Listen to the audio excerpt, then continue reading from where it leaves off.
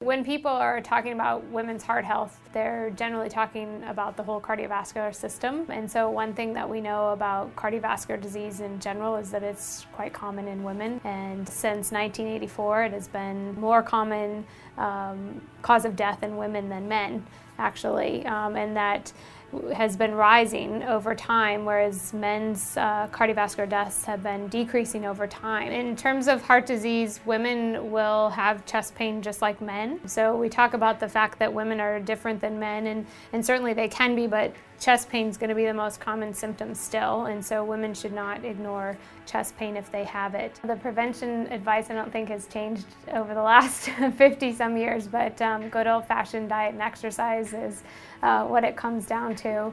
But in addition, you need to know all of your risk factors, and there are a whole host of them. So a woman needs to know what her blood pressure is. She needs to know her cholesterol, her good and bad cholesterol, her triglyceride level.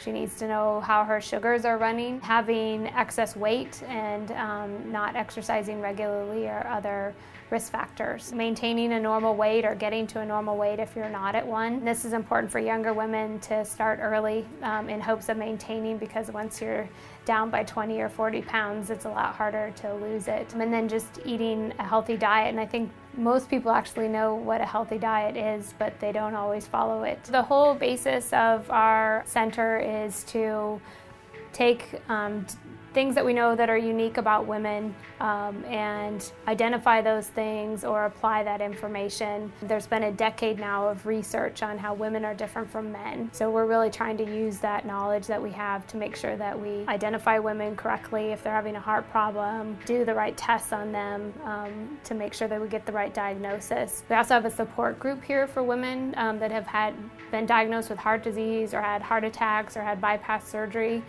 just because of the emotional stress that goes along with all of this and how that affects how they feel.